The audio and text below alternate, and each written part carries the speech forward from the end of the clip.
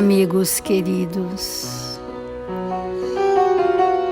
deixemo-nos envolver pela suave melodia da música que faz vibrar os nossos sentimentos mais purificados. E neste doce enlevo, nesta manhã suave e fresca, convidativa a reflexões profundas, nos reunimos em nome de Jesus, nosso bom e amado Mestre, para suplicar ao seu coração misericordioso que nos ampare uma vez mais, que nos abençoe, para que possamos estar a cada dia mais imantados no fluxo do seu amor. Sê conosco, Senhor Jesus, que os mensageiros do seu amor na terra, estes que aqui se apresentam solenemente nesta manhã, responsáveis por este Evangelho, possam encontrar em nossos corações vibrações receptivas ao bem e à verdade. Que estes amorosos benfeitores possam trazer aos nossos pensamentos os caminhos que precisamos percorrer para que o amor se estruture na intimidade do nosso ser, se expanda nos nossos relacionamentos e seja a força sublime a conduzir os nossos passos. Assim, Mestre querido e bom, em seu nome e em nome dos bons espíritos que aqui se encontram, iniciamos as reflexões do Evangelho nesta manhã. Obrigada, Senhor Jesus. Obrigada, amigos queridos, e que assim seja.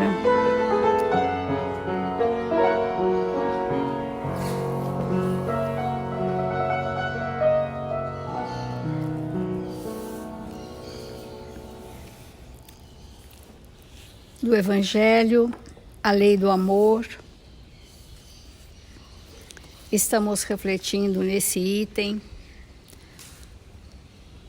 Não creiais na esterilidade e no endurecimento do coração humano.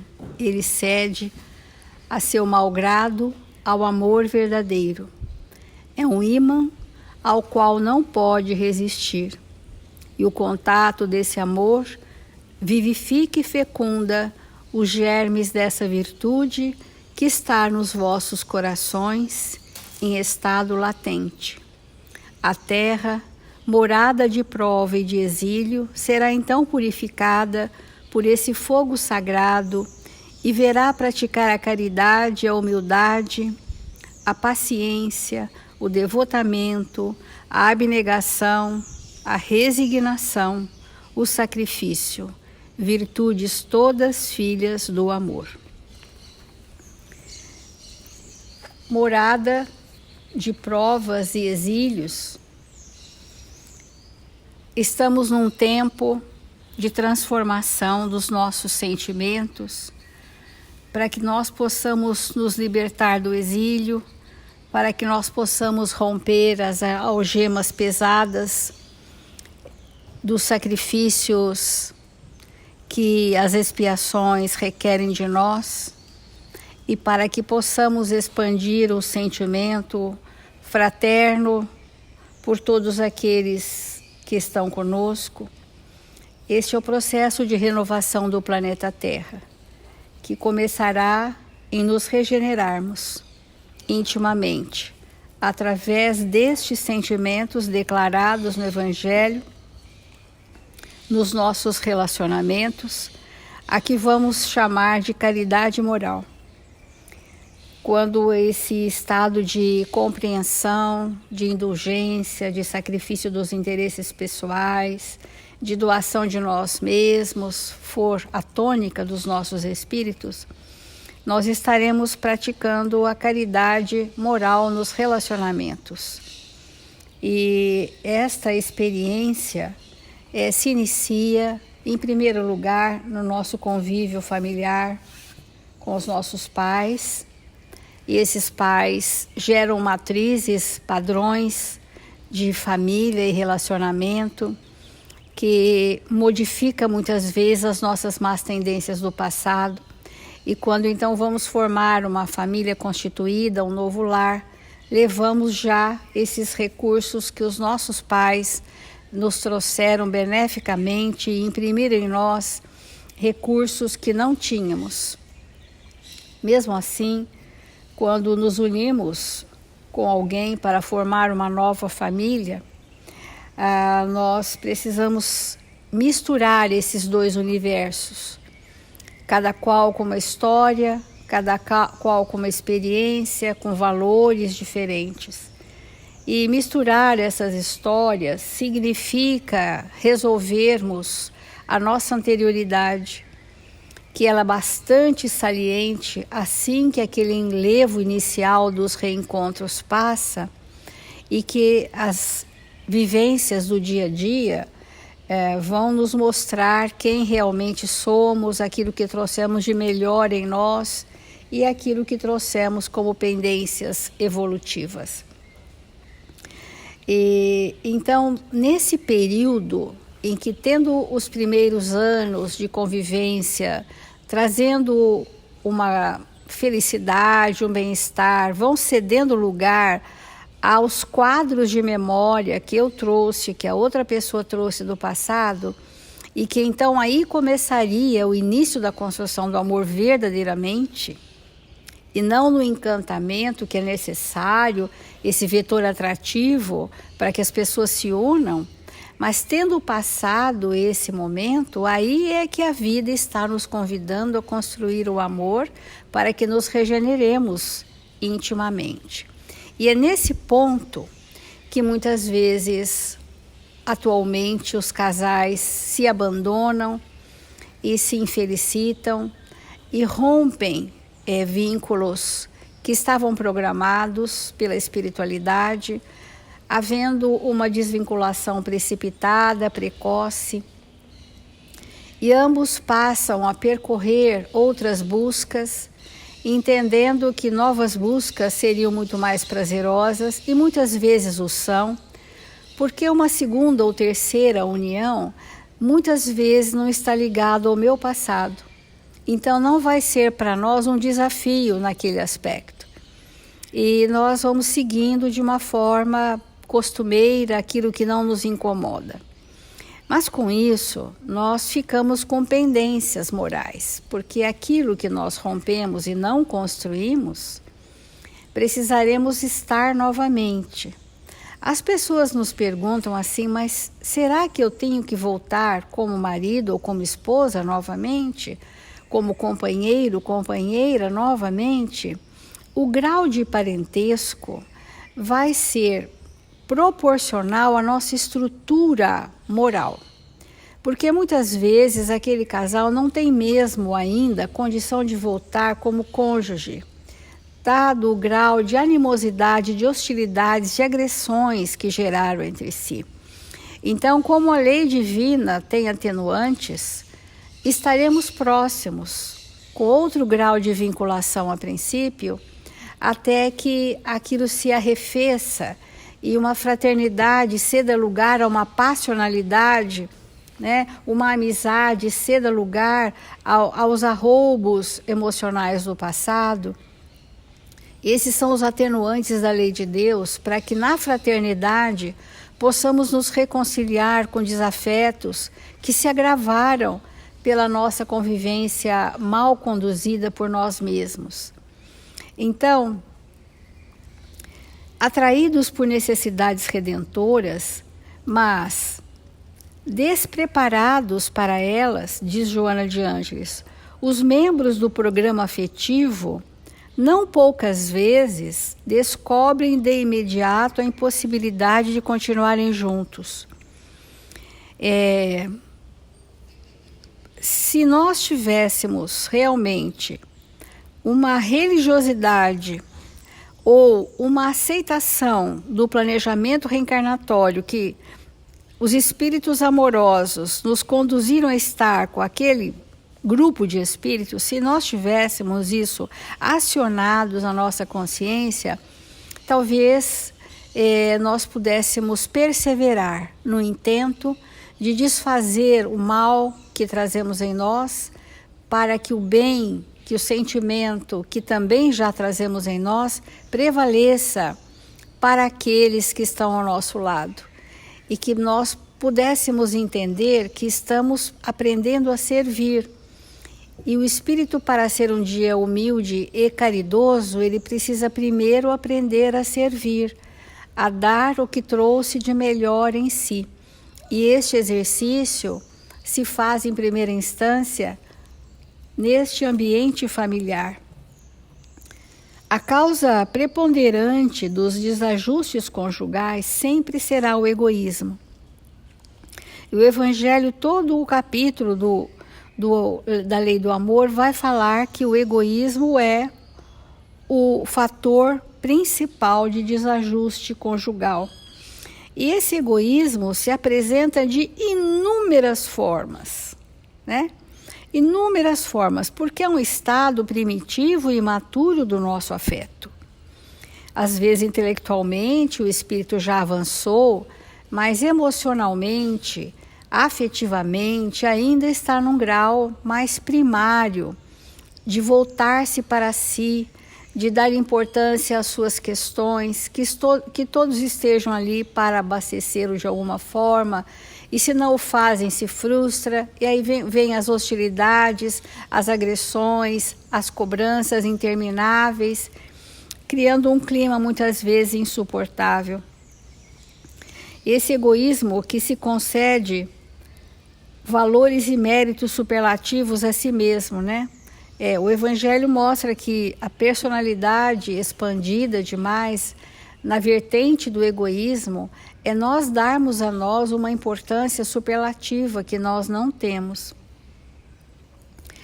E quando existe uma diferença grande entre o desenvolvimento intelectual e o desenvolvimento afetivo, vai prevalecer os instintos e os impulsos muito primitivos em nós. E movido por esses impulsos de nos abastecermos, né?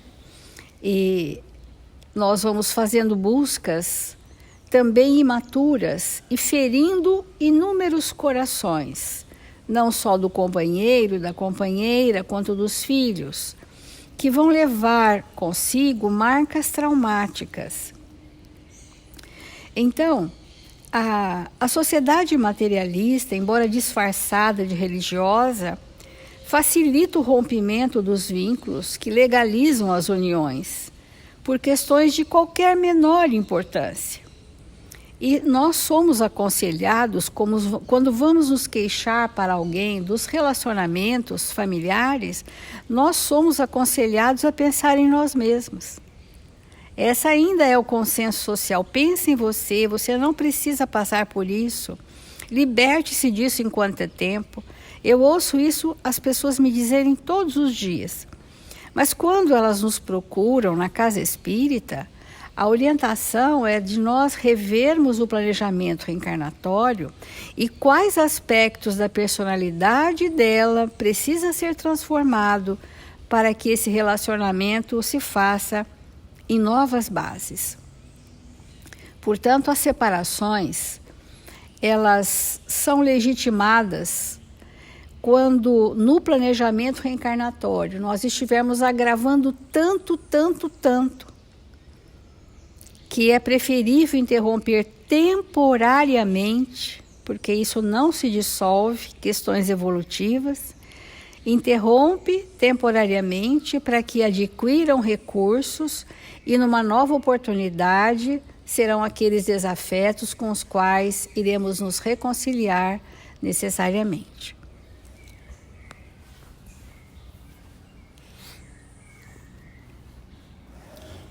Há muitos motivos pelos quais nós nos desvinculamos temporariamente de alguém ou de alguns, mas como Jesus nos ensinou, sempre isso está pautado no egoísmo. E esse egoísmo que muitas vezes nos domina por milênios e milênios e milênios e milênios, ele nos faz escravos dos sentidos. Porque, na verdade, o egoísmo é isso. Nós, quando somos extremamente egoístas, nós somos escravos dos sentidos. Nós estamos aprisionados nos sentidos. E esses sentidos, eles se manifestam das mais variadas formas. Então, quantas pessoas, quantos espíritos preferem abandonar a família em função do alcoolismo. E o que é o alcoolismo, se não a escravidão do sentido?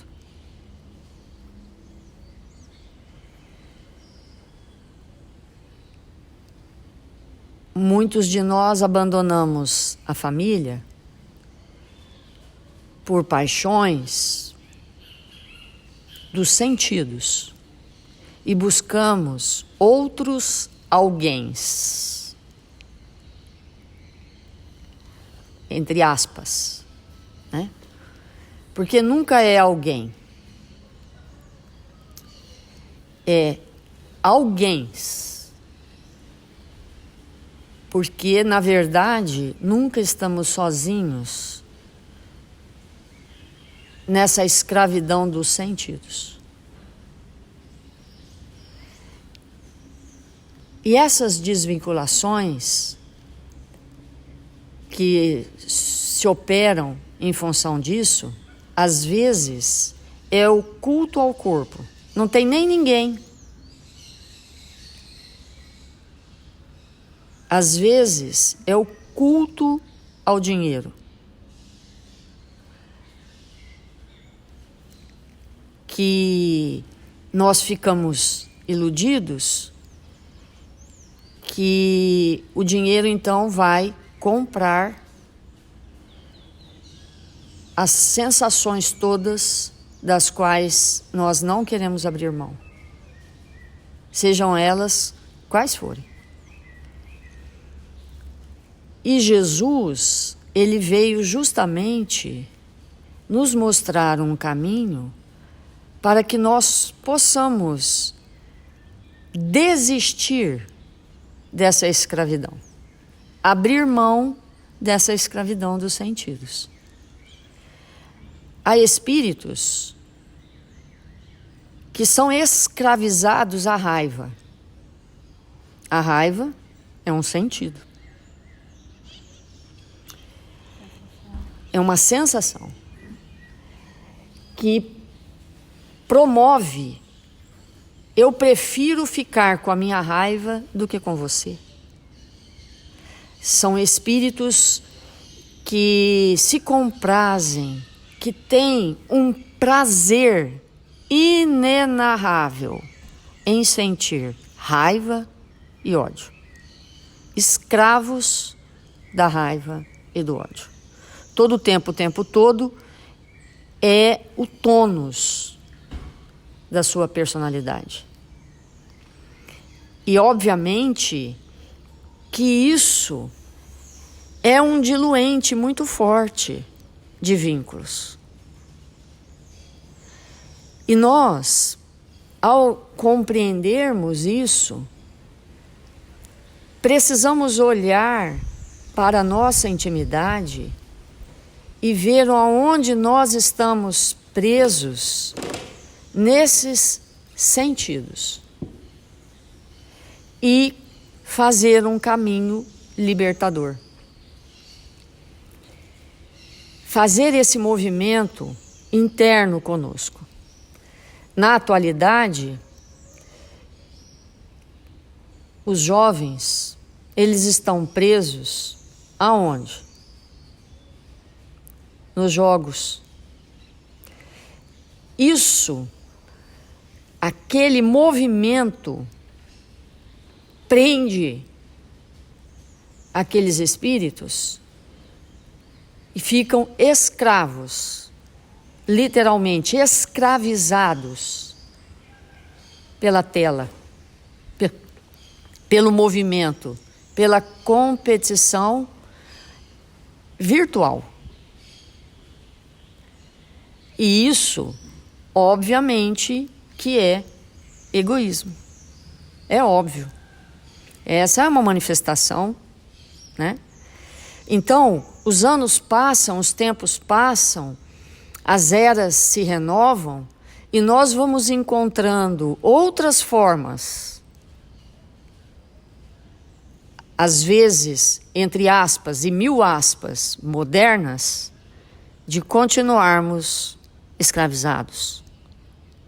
Os motivos mudam, as imagens se alteram, mas permanecemos escravizados. Na atualidade, existem estudos que mostram que inúmeros casais se separam porque o marido ou a esposa são viciados em jogos. Preferem os jogos do que a família, do que o filho. E aí alguém da relação se sente abandonado e sai. Não estamos com isso aprovando nem desaprovando, que quem aprova ou desaprova é a consciência de cada um. Mas é um chamamento a uma reflexão muito profunda, muitíssimo profunda. Então, nós vamos ter que rever. Por quê? Porque esse movimento que Jesus faz conosco, ele é muito importante. Então, como a Célia colocou, muitas vezes os relacionamentos se desfazem e os cônjuges buscam outras companhias, estabelecem às vezes até relacionamentos mais harmoniosos, mas isso não significa que nós estamos avançando em direção ao Pai, em direção à nossa evolução. Podemos ficar em relacionamentos mais confortáveis. Mas quem que está buscando conforto num mundo de provas e expiações? O que significa isso? Então, esse movimento que nós temos que pensar é quando nós estamos numa situação, às vezes saindo desse processo de escravidão, como, por exemplo, quando Moisés tirou o povo do Egito, e lá no deserto, eles começaram a sentir fome. E diante da fome, eles começaram a questionar, mas você nos tirou de lá para a gente morrer aqui de fome? Nós preferíamos a fartura que tínhamos lá, porque éramos escravos, não tínhamos liberdade, mas comíamos. E aqui nós estamos morrendo de fome.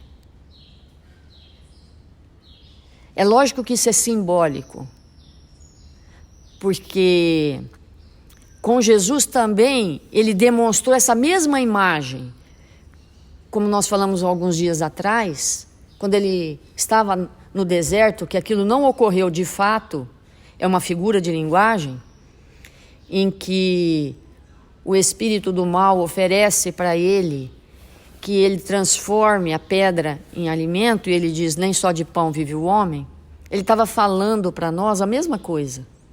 Ele estava dizendo assim, às vezes, ou quase sempre, é mesmo necessário nós jejuarmos no deserto, ficarmos mesmo sem pão e caminharmos longos dias famintos para nos libertarmos do escravo que somos. Porque sem deserto, sem abstinência, não tem libertação. E às vezes nós vamos encontrar com um companheiro, nós vamos encontrar com uma companheira que vai significar para nós o jejum, que vai significar para nós o deserto, que nós necessitamos para nos libertar da escravidão. Isso é muito profundo. Mas muitas vezes, diante da fome, a gente diz o quê? Vou voltar para a escravidão. Isso é em direção a todas as coisas. Nós não estamos falando de nenhum aspecto específico, mas de todas as coisas. Muitas vezes, num planejamento reencarnatório, nós vamos sim colocar um deserto. Vamos sim, para que possamos nos educar. E muitas vezes, como aconteceu com alguns daqueles que estavam com Moisés, voltaram, correram para trás. Porque a terra prometida, entre aspas, estava bem distante. E o esforço teria que ser muito grande. Esse movimento que nós vamos fazer com a nossa alma e manter aqueles vínculos que representam para nós oportunidades extraordinárias de progresso, eles precisam do nosso olhar atento. Nós não estamos com isso anuindo nenhum comportamento inadequado de alguém em relação a alguém, de maneira nenhuma. Porque as reflexões, elas são sempre íntimas. E cada qual de nós é que vai sentir a importância dessas questões em nossas vidas. E dessa forma, nós vamos compreendendo que reencarnações, onde nós temos estas oportunidades de vinculações com aqueles espíritos que serão extraordinárias oportunidades de educação ao nosso ser, realmente que nós possamos aproveitar. Porque invariavelmente, quando nós fazemos outras escolhas aqui na Terra, nós substituímos alguém por outro alguém com características, se não idênticas, extremamente semelhantes. Porque trazemos na malha perispirítica conteúdos que vão realmente atrair para nós aqueles elementos de que somos necessitados para a nossa transformação. Vamos fazer a prece.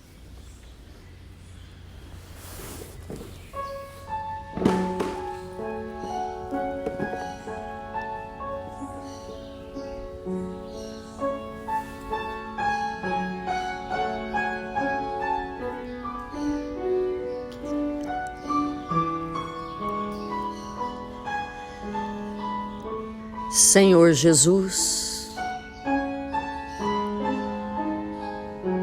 divino amigo das nossas vidas, nós nos encontramos em seu nome, rogando ao seu coração amoroso que nos fortaleça, que nos ampare, para que possamos, nesta oportunidade, Senhor, nos entregarmos com alegria e bom ânimo a estes momentos de prece e de reflexão. Que ainda nesta existência, Jesus, possamos nos libertar do cativeiro, Senhor, que há milênios nos encontramos. Que a nossa família, Mestre, seja este instrumento espetacular para quebrar as nossas algemas e livres possamos compreender e viver as leis divinas. Mil vezes obrigado, Senhor, porque nos encontramos em seu nome. Obrigado, Mestre, pela sua presença constante em nossas vidas, nos convidando à renovação íntima. Mil vezes obrigado por esta oportunidade extraordinária nesta existência de sermos instruídos pela doutrina espírita, por esta equipe do Espírito de Verdade, por Jesus em nossas vidas.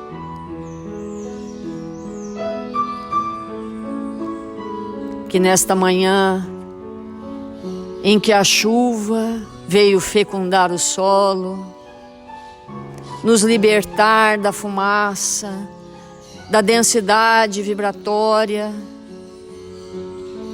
que estava tornando o nosso ambiente insalubre, nós rogamos aos espíritos bondosos que nos cercam, que possam levar dessa atmosfera rarefeita e feliz aos nossos irmãos que se encontram enfermos, nos hospitais, nos lares, necessitados de amparo. E nós outros, Senhor, oramos pelo nosso país, por este solo abençoado que o Senhor nos permitiu reencarnar, para que aqui pudéssemos contribuir com tanto aprendizado que fomos acumulando ao longo de milênios, para que pudéssemos aqui fazer desta nação um ambiente propício à evangelização dos nossos espíritos. Mil vezes obrigado, Senhor, por este berço, por esta pátria amada. Convida-nos ao trabalho, Senhor, para que possamos erguer com nosso suor e nossas lágrimas a pátria do Evangelho. Que o Senhor nos abençoe e nos fortaleça, agora e sempre. Que assim seja.